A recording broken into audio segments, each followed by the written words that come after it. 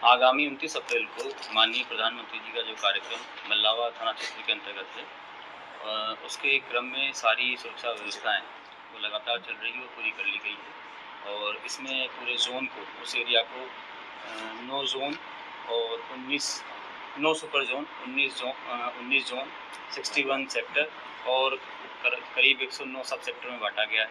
जिसमें सभी super zone में आईपीएस रैंक के अधिकारी लगे हुए हैं,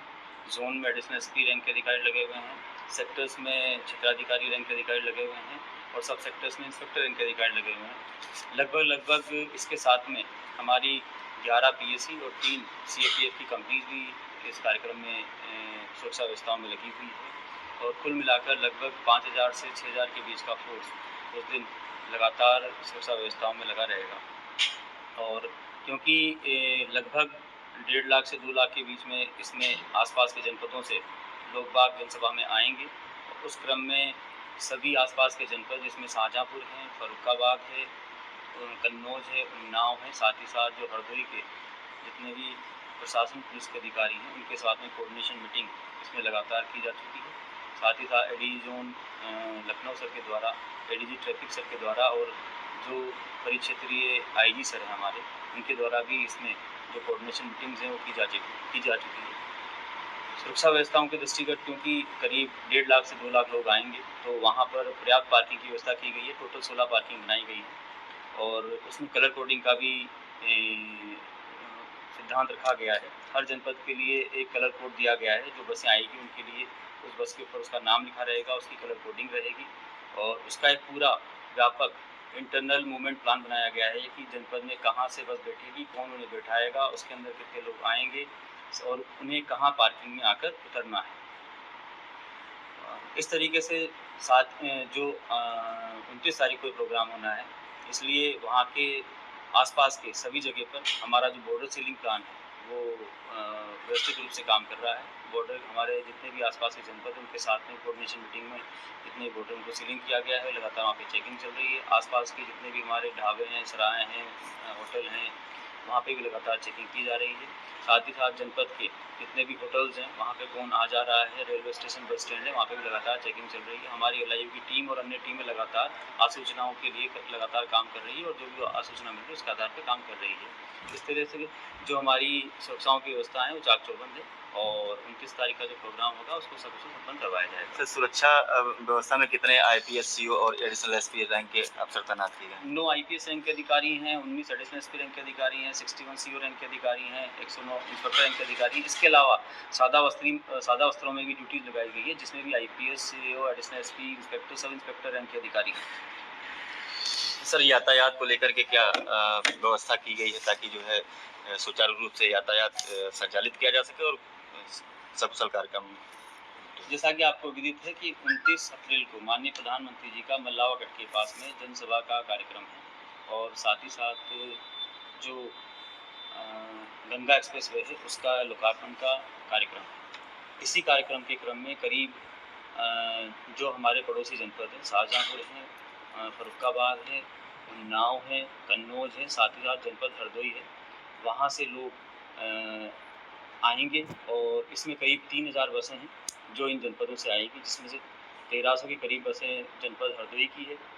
250 बसें शाहजहाँपुर से आएगी, 300 के करीब फर्रुखाबाद से आएगी, 500 कन्नौज से आएगी,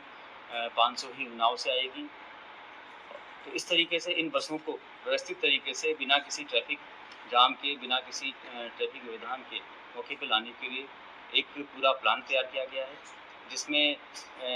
जो आपके मौके पर कुल 16 पार्किंग बनाई गई है, जिसमें वीआईपीज़ की पार्किंग अलग है, बसों की पार्किंग अलग है, मीडिया की पार्किंग अलग है, आपके जो एडमिनिस्ट्रेटिव और ऑफिसर्स की पार्किंग है वो अलग है और जन सामान्य लोगों की पार्किंग अलग है। आने वाले 29 तारीख के लिए जो डाइवर्जन प्लान बनाया गया है वो इंटरनल और एक्सटर्नल डाइवर्जन प्लान बनाया गया है। एक्सटर्नल डाइवर्जन प्लान में जितने भी हमारे भारी वाहन हैं, प्राइवेट वाहन, प्राइवेट बस हैं, जो कि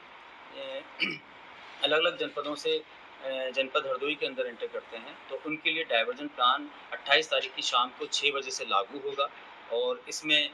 हमारे जनपद की साथ ही साथ संबंधित जनपद जहाँ से डाइवर्जन हो रहा है वहाँ की एक कंबाइंड फोर्स वहाँ पे लगाई जाएगी और डाइवर्जन प्लान शाम को 6 बजे 28 तारीख को 29 तारीख को कार्यक्रम समाप्ति तक, जब तक कि सारी बसें वापस अपने गंतव्य स्थान पर नहीं पहुंच जाती है, तब तक लागू होगा। जो हमारा एक्सटर्नल डाइवर्जन प्लान है उसके अंदर कानपुर और कन्नौज से होते हुए, मेहंदीघाट से होते हुए, जो बिलग्राम और मल्लावा हरदोई होते हुए जो सीतापुर और लखनऊ को जाने वाली बसें हैं, वो पूरी तरीके से कन्नौज के बक्सीपुरा से बिल्हौर होते हुए जो बागरमऊ कट है, यानी जो आपका आगरा लखनऊ एक्सप्रेस वे है, वहाँ से होते हुए वो लखनऊ की तरफ या सीतापुर की तरफ जाएगी। और यहाँ पर कन्नौज या कानपुर से आने वाली जितनी भी भारी वाहन हैं, ट्रक हैं, प्राइवेट बस हैं, वो पूरी तरीके से प्रतिबंधित रहेगी और वहाँ पे फोर्स का कंपोनेंट भी रहेगा। फतेहगढ़ से सीतापुर या लखनऊ की तरफ जाने वाली जो भारी वाहन है, उल्लापुर चौराहे से शाहजहाँपुर की तरफ डाइवर्ट किए जाएंगे। कोई भी भारी वाहन वहाँ से अंदर एंटर नहीं करेगा। शाहजहाँपुर से हरदोई की तरफ जो आने वाले भारी वाहन हैं, उन सबको NH-24 से सीतापुर होते हुए लखनऊ की तरफ डाइवर्ट करवाया जाएगा। सीतापुर से हरदोई होते हुए उन्नाव, कन्नौज या कानपुर को जाने वाले जो वाहन है, वो लखनऊ होते हुए आपके एक्सप्रेस जैसे NH-27 से वहाँ पे जाएंगे। लखनऊ से हरदोई होते हुए जो उन्नाव, कन्नौज, कानपुर जाने वाले भारी वाहन है, वो आगरा एक्सप्रेस वे से और NH-27 से जाएंगे।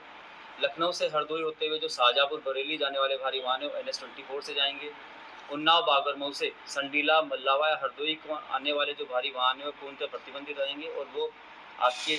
जो आगरा लखनऊ एक्सप्रेस वे है, उसी से आएंगे जाएंगे और वहाँ उनका प्रतिबंध इस तरफ पूरी तरीके से प्रतिबंधित रहेंगे। सीतापुर से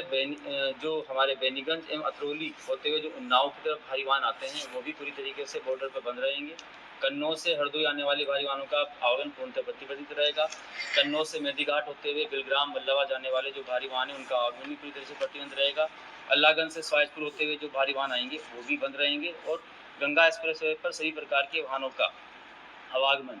मुख्य रूप से जो कि मल्लावा कट से मेरठ की तरफ जाते हैं, जो चेनेज 351 से शुरू होता है और वो बिलग्राम कट और आपके स्वाइजपुर कट और जलालाबाद कट है, वहाँ से उस रूट पर केवल और केवल जो बसें हैं हमारी, जिनसे हमारे जनसभा स्थल में संबंधित जनपदों से लोग बाग आ रहे हैं, वो उन्हीं के लिए लागू रहेगा। उस पर अन्य किसी तरीके का बस का या कार का या टू व्हीलर्स का मूवमेंट अलाउड नहीं होगा। इसी के साथ साथ हमारा अंतर जनपदीय डाइवर्जन व्यवस्था भी रहेगी, जिसमें कि हमारे जनपद के अंदर से भी करीब 1300 बसें हैं, जो कि विभिन्न मार्गों से होते हुए, विभिन्न विधानसभाओं से होते हुए जनसभा स्थल पर पहुंचेगी। उसके लिए भी डाइवर्जन प्लान बनाया गया है, जिसमें कि बगोली माधोगंज मार्ग पर भारी वाहनों का आगमन पूरी तरीके से बंद रहेगा। कछोना घोषगंज मार्ग पर भी भारी वाहन पूरी तरीके से बंद रहेंगे। घोषगंज से जो थाना मल्लावा मार्ग जाता है और नया गांव से थाना मल्लावा की तरफ जो मार्ग जा रहा है, संडीला से थाना मल्लावा की तरफ जो भारी वाहन का मार्ग जा रहा है, बिलग्राम से थाना मल्लावा की तरफ जो मार्ग जा रहा है, माधोगंज मल्लावा मार्ग पर और भारी वाहनों का और इन अन्य मार्गों का, जिस पर हमने अभी पहले बताया, उस सभी पर आगमन पूरी तरह से बंद रहेगा। सांडी से जो बिलग्राम मार्ग पर भारी वाहनों का आगमन रहेगा, वो भी पूरी तरीके से बंद रहेगा। मेहंदी घाट से मल्लावा बिलग्राम की ओर आने वाले मार्ग पर भारी वाहनों का भी आगमन पूर्ण तरीके से बंद रहेगा। बिलग्राम चुंगी जो कि कोतवाली शहर से बिलग्राम की ओर जाने वाले मार्ग पर सभी भारी वाहन पूरी तरीके से बंद रहेंगे और उन्नाव की ओर से आने वाले सारी भारी वाहनों का मल्लावा उन्नाव बॉर्डर पर पूर्ण तरीके से उनका प्रतिबंध लगाया जाएगा और वहाँ इन सभी इंटरनल पॉइंट्स और एक्सटर्नल पॉइंट्स पर एक हमारी ड्यूटीज भी लगाई गई है, कंबाइंड ड्यूटी भी लगाई गई है और ये व्यवस्था 28 तारीख की शाम को 6 बजे से 29 तारीख को कार्यक्रम समाप्ति तक लगातार रहेगी।